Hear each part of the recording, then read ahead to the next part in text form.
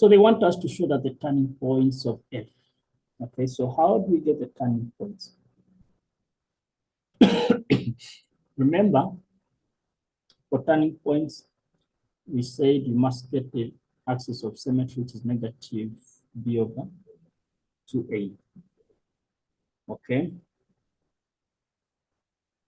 Then my b is negative 2. So that's going to be negative and negative 2 over 2, but my a is a 1. Remember, a is the coefficient of x squared. My b is the coefficient of x, then my c is negative 3. You substitute that, I'm having a 2 over 2, which is a 1. Okay. If it's 1 as our answer, then we just need to replace this 1 into the equation. So I'll say f of 1 is the same as 1 squared minus 2 times 1 minus 3. Okay. So we're saying 1 minus 2 times 1 minus 3. And then our answer becomes negative 4. So just show how you get that. Please don't be like those learners that just write the same answer there without showing any calculations. 4.1.2, they want us to determine the coordinates of the x and y intercept of F. Okay, so x and y intercept. So we know that are the x-intercept. Okay, y will always be 0. So we know that f of x, g of x, h of x, whatever, represents y.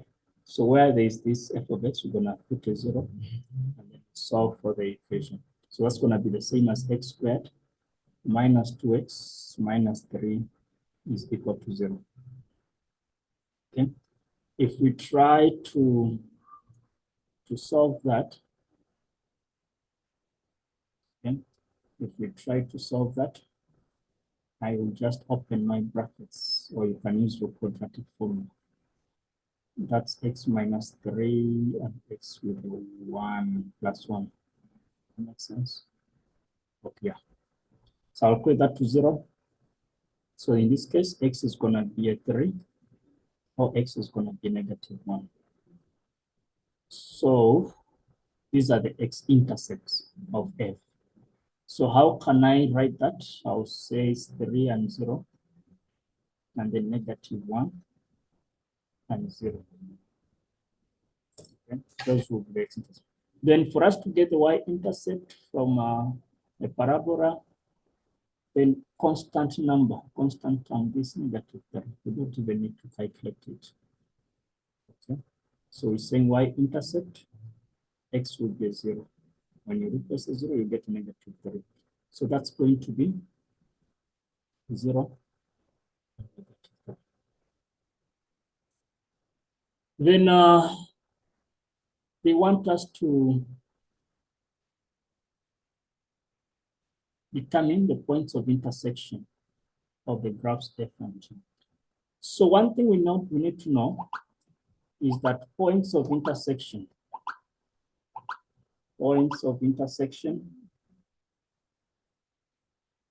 are points where the two graphs are equal to each other. So G of x will be equal to the f of x. Okay, so we're saying it's a point where the two graphs should be equal to each other. That's the point of intersection. So all you have to do, solve the two equations simultaneously, or just equate those equations to each other, since they are usually in the form of y is equal to that and y is equal to that. So when I look at my G of x, which is the straight line, the equation is x minus 5. Should be equated to x squared minus 2x minus 3. And then I just need to create a standard form. So I'll move everything to one side. So x squared minus 2x minus x minus 3 plus 5 is equal to 0. Simplify that. So it's x squared minus 3x. That's going to be a plus 2 equal to 0. When I use my quadratic formula or my factors, I have x and x numbers I multiply to give me 2 will be 2 and 1. I make them negative, I have a positive addition to get 3. So it's either x is a 1 or x will be a 2. Okay.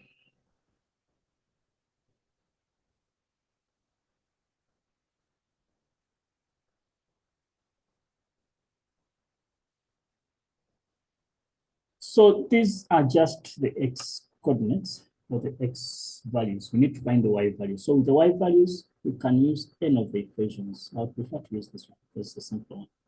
So y is going to be 1 minus 5. That's going to be negative 4. So y is 2 minus 5, which is a negative 3. Okay, so remember, this is more like the simultaneous question that was never asked in the question. Has come here indirectly. All right, then 4.1.4. They want us to sketch F and G on the same set of axes. We must show the intercepts and all of that. So one thing we need to know, we don't have the intercepts of G. Okay, but we know that the y-intercept is going to be negative 5. How about the x-intercept? So x-intercept is going to be, so if I get this to 0, then it's going to be 5. 5 and negative 5, that's a gradient of 1. Okay, so that's all we need. Sketch it somewhere. It fits with people. Okay, let me just push it and see if I can squeeze it here. So I'll have my y-axis. Okay. And then I can this to be the x-axis, which is okay. That is my 0, 1, 2, 3. That even makes sense.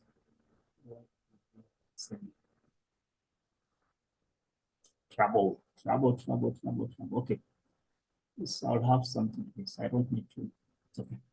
So for the intercepts of the parabola, we say there's a 3 and negative 1. So either way, I have to. That's a 3. I can put negative 1 somewhere there. It's logical enough, but it's fine. Okay. Then y-intercept, we say this is a negative 3. So if I put a negative 3 here, okay. And then my turning point, remember the first question asked us for turning point, which is 1 and negative 4. So if 1 is somewhere here, negative 4 can be slightly below somewhere here. All right. I think I have that. I have my intercepts there, then my turning point. Then I'll just let me try. Okay, so that is my F. Okay, so as long as you indicate the negative 3 for the intercept, the negative 1 for the x-intercept, and all of that. So this is a 1. Then we go to the straight line. With the straight line, we said the x-intercept is 5. 5 can be somewhere there. Does it make sense there? Is it making sense? So x1 and x2. So which means okay, that's fine. Which means I have to just remove that so quickly. What's this? It's a parabola. No. Okay, so if that is my 5, remember this is our 4, so 5 is somewhere here. So a line that will connect somewhere. Straight line, that's a geometry. They will be meeting somewhere. It's at a point of 1. Remember from our values, I'll say that 1 and 2. That's when the graphs meet. I'm assuming this is my 1, and then that is also my 2. At least there has to be an intersection. Okay, guys, so that is our graph, or those are our graphs. Then they're asking us to use the graphs to determine the values of x for which f of x is greater or equal to 0. Okay, so f can be greater or above 0 when everything is positive. Okay. In other words, where do we find it above the x-axis? So what I'm seeing is that the area to the right, which is this side, and then the area to the left, that side, it's above 0. It's above or equal to the x-axis. So what I'm going to do,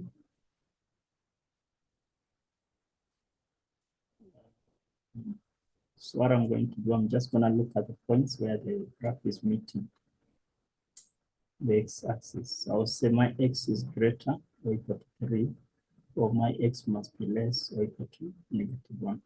Because below -1, the graph is above the x-axis. And then above 3, the graph is also above.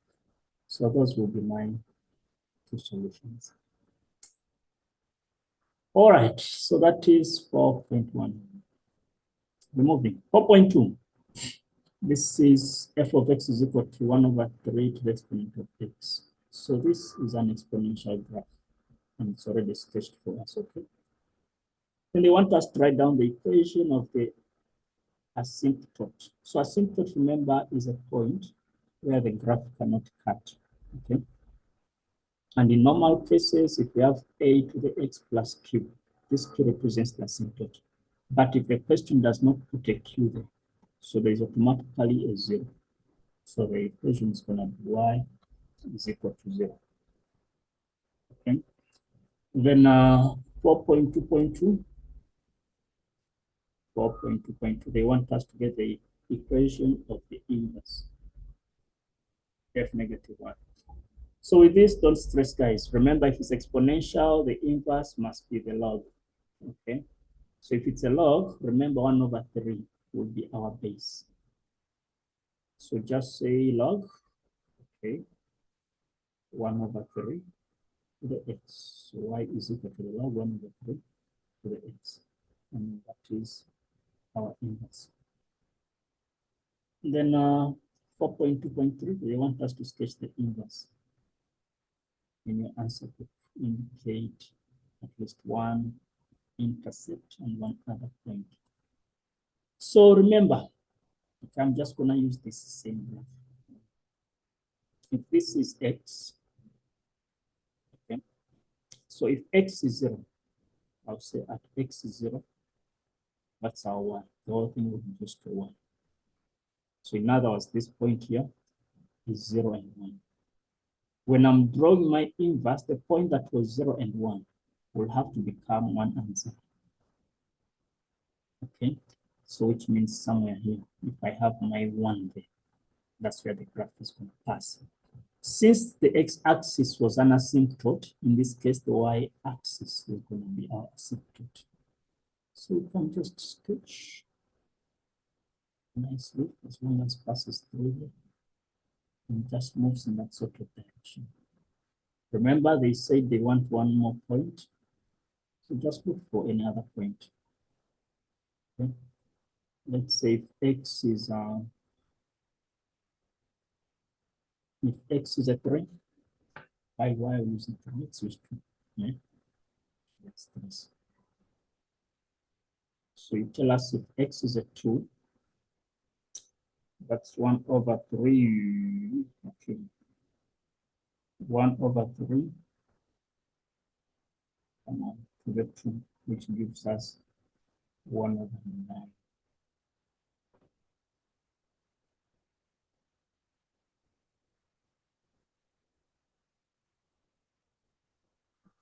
Since it doesn't make sense for me.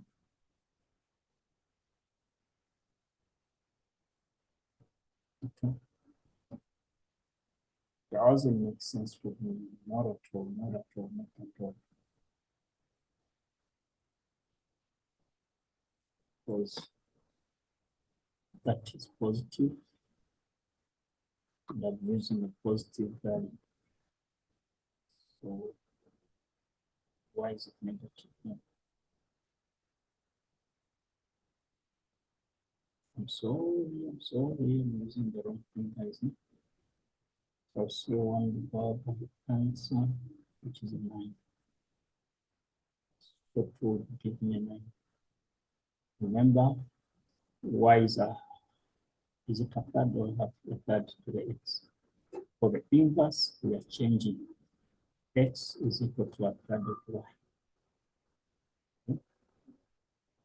Third of y. So it's saying if x is a 2, that's for the sake of clarity. If x is a 2,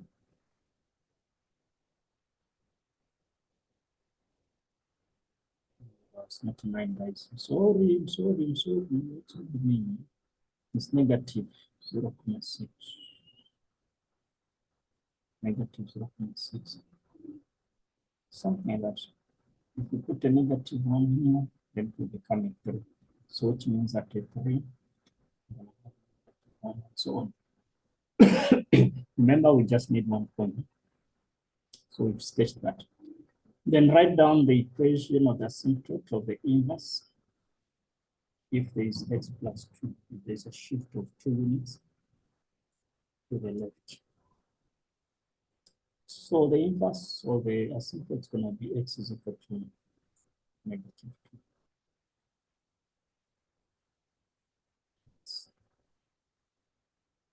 So replace that's going to be log 1 over 3 x plus 2. Plus 2. Since in the other direction, it's going to be negative 2. Then 4.2.5, can we prove that f of x squared minus f to the negative x squared gives us this for all values of x? So we need to look at this because this is a proof question. We need to look at the left-hand side and the right-hand side. So if I start with the left-hand side, what was my f of x? It was 1 over 3 to the x. So I'm going to substitute that 1 over 3. And this is now going to be to the x, that squared, minus, where there is x, I'm going to replace with a negative x. So 1 over 3, the negative x, that squared. When I simplify this, it's going to be the same as 3 to the negative x. And then I square that. I'm moving the 3 upwards so that it can have a negative 1. Then this is going to be, when I move that up, it's going to be 3 to the x, that squared. And I'm going to end up with 3 to the negative 2x minus 3 to the 2x. That's what I'm getting by the left-hand side. Let me try by the right-hand side. If I have f of 2x where there is x, I'm going to put 2x. Okay. I'm subtracting. Where there is x, I'm going to replace with negative 2x. So 1 over 3, the negative 2x. And I open this up, I'm getting negative 1 to the 2x minus, that is 3 to the negative 1 also, that's the negative 2x. When I open that, I'm having negative 2x on top, minus negative and negative. It's going to give me a positive 2x. So we see that this is that, this and that. And to a conclusion. Therefore, left-hand side is the same as the right-hand side. All right. Then next. It's question 5. Diagram below represents the graph of f. So you know that this is a hyperbola. This is a hyperbola. What do we know? We don't know the asymptotes. Yes, yes. But we have 5, we have 3. Okay. Oh, we know they are simples, guys. This is a 4, as much as it's faint. This is a 2. Okay, so we have our simples. What do they want? They want us to get A, P, and Q. All right. So we know from the graph, Q is this line, the horizontal asymptote. So Q is a 2. No stories. What is our P? P is the vertical asymptote, which is a 4. No stories. Then let's substitute to get A. So our f of x is going to be A over x minus 4 plus a 2. Then we're going to use the point 5 and 3, because that's where the graph is passing to find the value of A. So that's going to be, this is x, that's y. So 3 is equal to A over our x is a 5 minus 4 plus 2. You know that 5 minus 4 is a 1. So 3 is equal to A plus 2, move the this one. Therefore, our f of x is just going to be 1 over x minus 4 plus a 2. All right, then 5.2. If the graph is reflected across the line of y is equal to negative x plus c, and then we have a new graph that coincides with a graph of y is equal to f of x, they want us to get the value of c.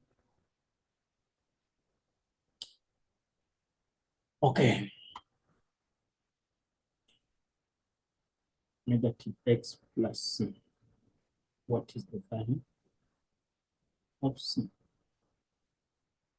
So what the question is indirectly asking us for is for the axis of symmetry.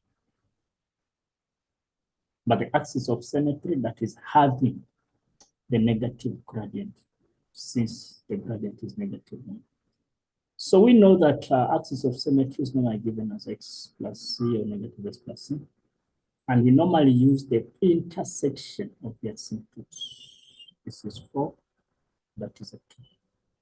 Substitute that, get your c. So where there is y, I'll put a 2, and that is negative 4 plus c. Move the 4 that side, c becomes 2 plus 4, and then that becomes a 6. So indirectly, they wanted you to find the axis of symmetry. All right. 6.1. This is calculus.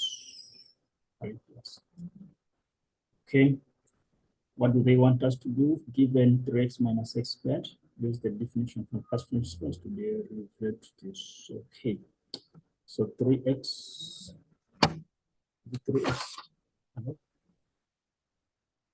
just 3x minus x squared. So let's fix it. Okay. So guys, this is our f of x. No? We need to create what we call the f of x plus h. So where there is x, replace with all of that. So that is 3 into x plus h minus x plus h squared. And then we go on and substitute into the formula. We know that f prime of x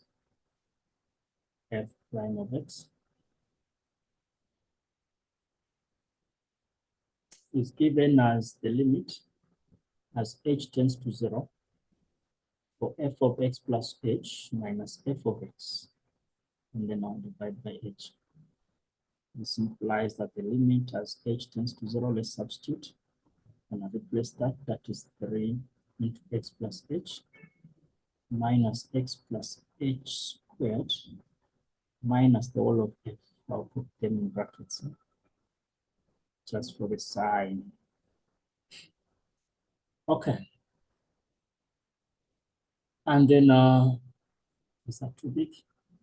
It's just fine. It's just fine. So the limit as h tends to 0, we shall have open the brackets. So 3x, let's do this, plus 3h. So I'm opening this bracket. And then this is going to be negative. Remember when I open x plus x squared, this gives me x squared plus 2xh plus x squared. So let me just, okay, it's fine. I'll allow an extra step, x squared plus 2xh plus h squared. Open this up, minus 3x plus x squared over h. So we're saying limit as h tends to 0.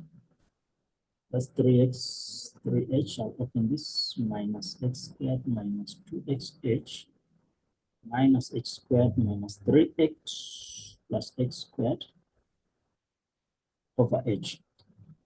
So at this level, some things must cancel. So this cancels that, this cancels that. I'm only left with 3h, negative 2xh, and then that. I have to factorize. So limit as h tends to 0, h becomes 3 minus 2x minus h over h. So this will cancel. But we know that the limit as h tends to 0, everything will reduce. Have 3 minus 2x minus h. So h is a 0. So which means we shall have 3 minus 2x. So that becomes our answer, our first derivative. All right. Then 6.2. 6.2. 6.2, they are telling us to find dy dx. So dy dx is more like the derivative. So in cases like this, first eliminate or first separate. So that's going to be x over x squared minus 3. We know that square root is the same as exponent a half. I'm still separating x squared. Remember, from our addition and subtraction of fractions, if the denominator is the same, then you can add or subtract the top part. So I'm still simplifying. This and that is going to give me x to the negative 1. Minus, we know that half minus 2 is negative 3 over 2. Okay, so this is our new y. Now let's find dy dx. I'm just going to use the rules. So this and that will give us negative x. We subtract 1, we shall have a negative 2. This negative and the negative, we shall have a positive. 3 times 3 over 2, that's going to be 9 over 2. With x, if we subtract 1, we get negative 5 over 2. That's what I'm getting as. So since the question was not specific of positive exponents in most cases, just stop, don't stress. Then we have y over 3x is equal to 1 plus x squared. Just jot it down here. I'm saying y over 3x is equal to x plus 1 squared, or 1 plus x squared. It's the same thing, guys. Okay. So first make y the subject, so that it is 3x into x plus 1 squared. Open this up. That's going to be x squared plus 2x plus 1. Guys, square brackets, we are foiling. Okay, x and x is squared. Then open this, simplify it. That's going to be 3x cubed plus 6x squared plus 3x. And then dy dx, 3 and 3 is a 9x. We reduce that to a 2. And then 2 and 6, that is 12x. Reduce that. And then that will reduce to a 3. So that becomes our final answer. 9x squared plus 4x plus 3. Now, guys, the order does not really matter. Okay, whether the 3 comes first, or the 12 comes first, or it doesn't matter. Unless if the question told you that you must give it in a particular form. 6.3. Okay, there is a function f that is given as x squared plus b over x. And this function has a minimum value of 12 if x is find the values of A and B. So whenever we talk about minimum or maximum under calculus, what must come into our mind should be the derivative. That is minimum or maximum. So one thing we also know is that at this point, the coordinates of x are 2, the coordinates of y are 12. Okay, that is number 2. Then going back to the derivative, we know that at the minimum or maximum, the derivative will always be equal to 0 if we replace the x as a 2. Okay, so what do we do first? I'm going to find the first derivative, just like I said. If not, I feel like that is what must be done. Ax squared plus b x squared plus b over x. That is my y or my h of x. Okay, then I'll change that so that I have x squared plus bx to the negative 1. So my dy dx being equated to 0 because I know that the derivative represents the turning point. And at turning point, the gradient is always 0. So that's going to be 2ax minus bx to the negative 2 must be equated to 0. But we know that at that point, x is a 2. I'll replace x with a 2. So that will be 4a minus, that's b minus 4 is equal to 0. Okay, so I can choose to make b the subject or make a the subject so that my 4a is the same as b.